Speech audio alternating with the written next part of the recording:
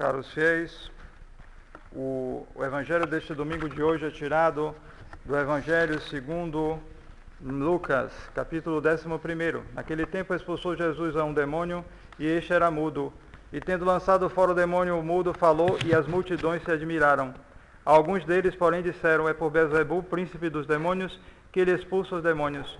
E outros, para tentá-lo, pediam um sinal do céu. Conhecendo, porém, os seus pensamentos, Jesus disse-lhes: todo reino dividido em si mesmo será destruído, e uma casa cairá sobre outra. Se, pois, Satanás está em desacordo em si mesmo, como subsistirá o seu reino? Dizeis que é por Beelzebul que expulsa os demônios. Ora, se é por Beelzebul que expulsa os demônios, os vossos filhos por quem os expulsam? Por isso eles próprios serão os vossos juízes.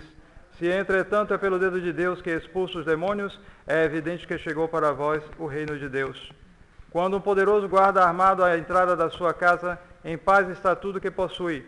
Se sobrevier, porém, outro mais forte do que ele o vencer, tirar-lhe-á todas as suas armas em que confiava e repartirá os seus despojos. Quem não está comigo é contra mim, e quem não recolhe comigo dispersa. Quando o espírito imundo sai de um homem, ainda anda por lugares secos, buscando o repouso. E se não o encontrando, diz: voltarei para a minha casa de onde saí. E quando chega e a encontra varrida e ornada, vai e toma consigo outros 7 espíritos piores do que ele, e entrando aí fazem habitação. E o último estado deste homem torna-se pior do que o primeiro. Quando ele assim falava, uma mulher, levantando a voz do meio do povo, disse-lhe: bem-aventurado o ventre que te trouxe e os peitos que sugaste. Ele, porém, respondeu: bem-aventurados antes aqueles que ouvem a palavra de Deus e a põem em prática. Podem sentar-se. Nós estamos hoje no 3º domingo da Quaresma. Amanhã, dia 24 de março, é dia ferial, porém se faz a memória de São Gabriel Arcanjo.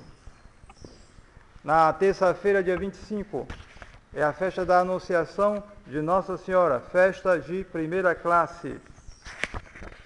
Se faz memória da Quaresma no ofício e na missa. É também o aniversário da morte de Monsieur Marcel Lefebvre, que morreu em 25 de março de 1991. Dia 26, quarta-feira, é ferial. Igualmente a quinta-feira, porém na quinta se faz a memória de São João Damasceno, confessor e doutor da Igreja. Na sexta-feira, também ferial, com memória de São João Capistrano. No sábado é dia ferial, e o próximo domingo será o 4º domingo da Quaresma, chamado Domingo Letare. Avisamos que Sua Excelência Monsenhor Richard Williamson nos visitará no dia, a partir da segunda-feira de Páscoa, da 8ª de Páscoa, e celebrará uma missa, um pontifical solene, na quarta-feira, dia 23 de abril. São todos convidados, e aviso também que ele conferirá o sacramento da crisma.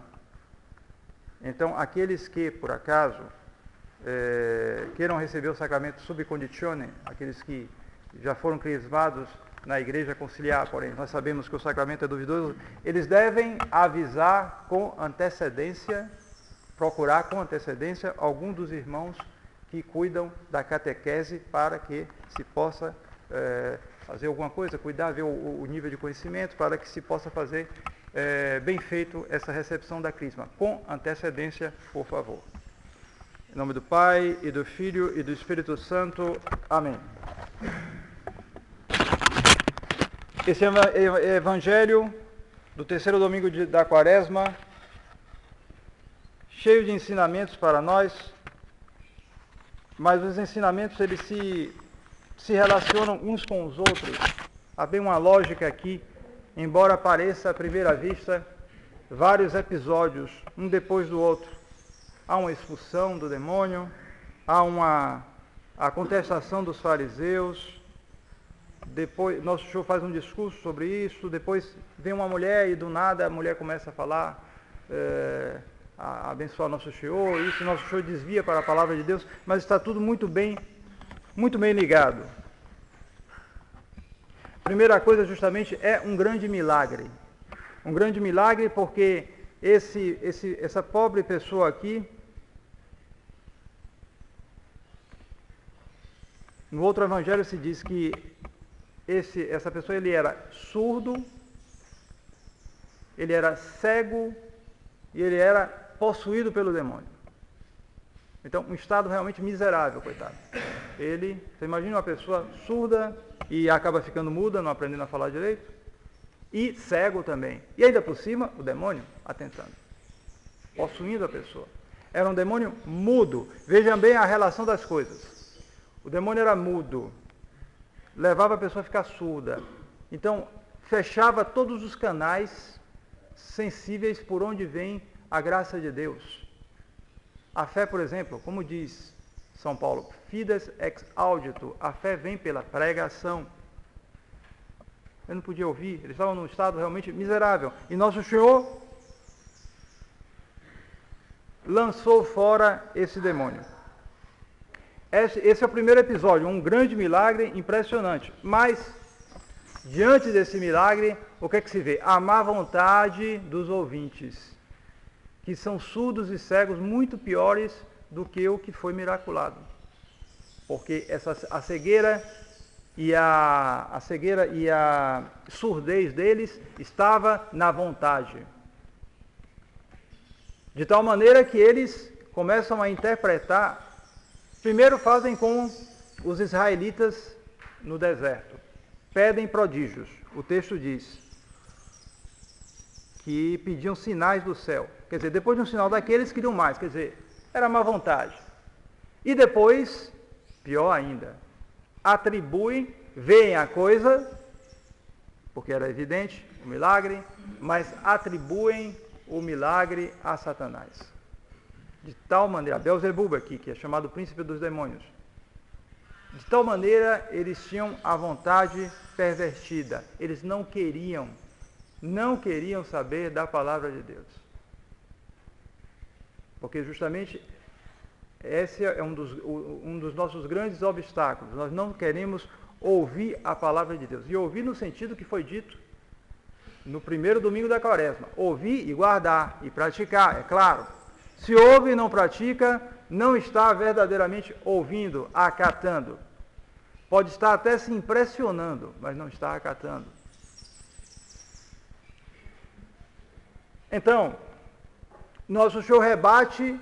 Bom, a primeira dos sinais não era necessária, era por demais ridícula. Nosso Senhor não dá nem resposta porque não era preciso. Mas, com relação a atribuir o milagre, que era mais perverso, atribuir o milagre que Nosso Senhor fazia a Satanás. Então, Nosso Senhor responde justamente com isso.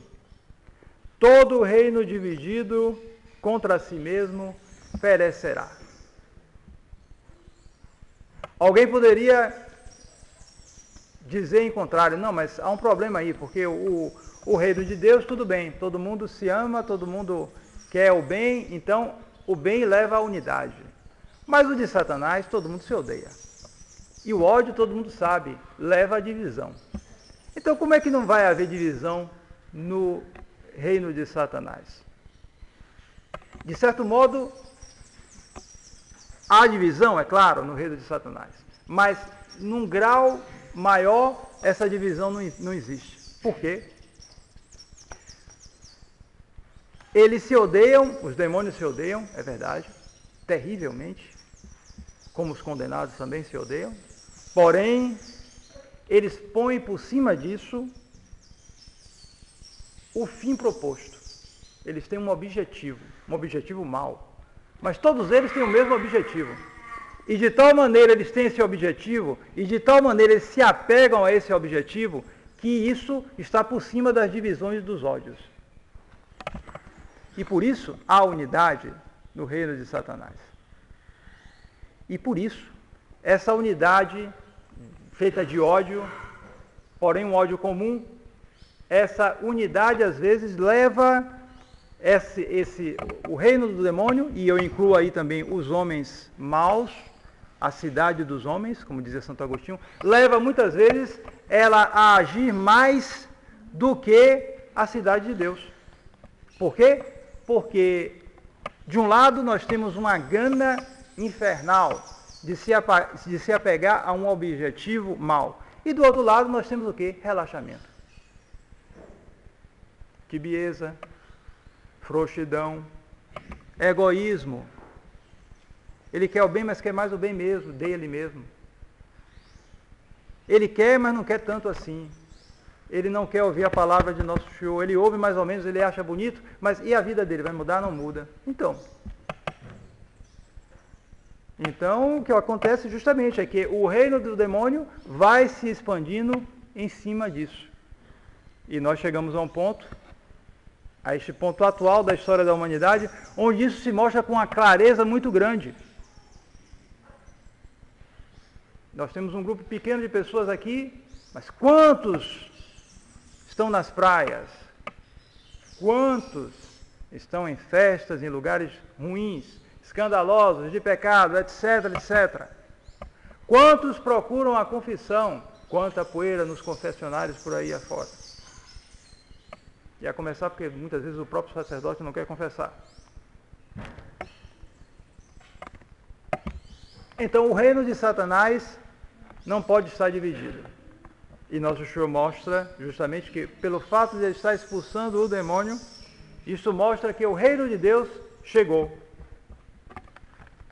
Que o reino de Deus, por nosso Senhor Jesus Cristo, derrota o reino de Satanás. Porque este reino, a partir da vinda de nosso Senhor e do seu sacrifício, o reino de Deus derrotou já o reino de Satanás. Quer dizer, antes da vinda de nosso Senhor, o demônio tinha um direito sobre a humanidade. Porque a humanidade, pelo seu pecado, se entregou ao demônio. Nosso Senhor, pelo seu sacrifício, arrancou o documento. A vitória agora está assegurada para nosso Senhor Jesus Cristo. Só que, atenção, e aí é que vem a outra parte. Nosso Senhor começa a falar o seguinte: quando um poderoso, um forte, guarda armado a entrada de sua casa, em paz está tudo o que possui. Se sobrevier, porém, outro mais forte do que ele e o vencer, tirar-lhe-á todas as armas em que confiava e repartirá os seus despojos. Esse forte que está fechado lá no castelo dele é o demônio. Pode ser aplicado, porque justamente o demônio foi derrotado, mas ele se refugiou. Refugiou onde? Nas almas daqueles que estão em pecado. Porque todo que comete pecado é escravo do pecado. Portanto, está sob a guarda do demônio. Então o demônio guarda-o. Ele já está derrotado. Porém, a vitória de nosso Senhor precisa ser aplicada a cada um de nós em particular, nas gerações que se sucederão. A prova é que cada homem que nasce com o pecado original. É verdade que nosso Senhor, pelo seu sacrifício, nos obteve o batismo, que tira o pecado original, mas é preciso que ele seja batizado, e o mais rápido possível. Daí a insensatez dos protestantes que querem batizar só quando o menino for grande, mas não. Você não dá comida ao menino desde pequeno? Como é que não vai tirá-lo do poder de Satanás desde pequeno também? É preciso, portanto, que o forte, o poderoso, já que ele tem poder ainda, seja expulso por um outro mais forte, que é nosso Senhor Jesus Cristo. E essa expulsão se fará justamente no correr do tempo. É a aplicação para cada um dos frutos da redenção de nosso Senhor Jesus Cristo. O demônio, então, depois da redenção, tem menos poder sobre o homem e os homens desfrutam de graças maiores. Isso é um motivo para nós termos esperança, é claro. Porém, a fortaleza do demônio está justamente nos pecados do homem. Conclusão. O estado atual é um estado de guerra. Quem tentar se furtar a esse estado de guerra já está no caminho mau. É preciso bem entender isso. Porque hoje os homens buscam uma paz, mas é uma paz que não é de Deus. Nosso Senhor mesmo diz aqui, voltando a esse poderoso, né? Quando o poderoso, que no caso aqui é o demônio, guarda armado a entrada de sua casa, em paz está tudo o que possui. Só que essa paz não é de Deus. Quando o nosso Senhor veio ao mundo, o Império Romano, o Império Pagão na mão de Satanás, estava em paz. Se chamava a paz romana. Mas era uma paz, evidentemente, que não era uma paz de homens que estavam na graça de Deus, procurando o céu. Não, eram homens que tinham chegado a um tal poder que desfrutavam uma tranquilidade momentânea, e por isso havia uma certa paz. Mas não é a verdadeira paz. Então notem bem, essa falsa paz, essa paz ecumênica, essa paz de religiões erradas que fazem um acordo e se mantêm em tranquilidade. Esta paz é um dos maiores obstáculos para a salvação. Por quê? Porque a pessoa deixa de ver a realidade como ela é, ou seja, a realidade de uma guerra, em que a nossa salvação está em jogo, e, portanto, deixa de se preocupar com ela. E de uma maneira muito... Às vezes ela não se dá conta muito. Porque justamente o estado de paz falso é um estado que parece como uma anestesia.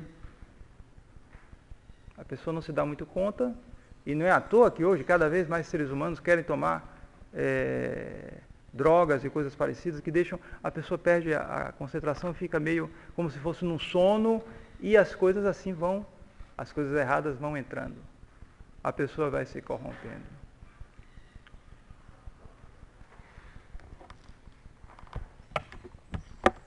Justamente, esse estado da humanidade de hoje é pior do que o do paganismo. Porque o estado hoje da humanidade se compara a isso que está aqui na sequência do Evangelho, em que Nosso Senhor faz outra comparação. Tudo muito bem ligado. Nosso Senhor fala que quando o demônio, o espírito imundo, sai de um homem, anda por lugares secos, daí porque se diz que há muitos demônios no deserto, e por isso os monges tiveram muito trabalho, sobretudo os da Tebaida, com os demônios, porque eles eram mais eremitas. A vida eremítica foi muito forte nos primeiros séculos da igreja, e eles iam para os desertos, e lá eles tinham combates terríveis com os demônios. Então, o espírito imundo, quando sai de um homem, anda por lugares secos. Quando ele não encontra repouso ali, então ele diz: voltarei para a minha casa de onde saí. Para o homem, né? Para o ser humano. Volta e encontra a casa, entre aspas, varrida e ornada. Aí o que é que ele faz? Vai e toma mais 7 espíritos piores do que ele, e então o estado daquela alma se torna pior do que o anterior. É exatamente esse o estado da humanidade hoje. É um estado em que o demônio foi expulso pela redenção de Nosso Senhor, mas voltou e está voltando com 7 espíritos piores do que ele, e encontrou a casa ornada, a casa arrumada, a casa numa falsa paz. A falsa paz da tibieza, a falsa paz daquele que quer conciliar a salvação com a vida mole, uma vida fácil, uma vida endinheirada. Então essa é a casa limpa e ornada, a qual o demônio vai ocupar. Não vai perder tempo. Está fácil?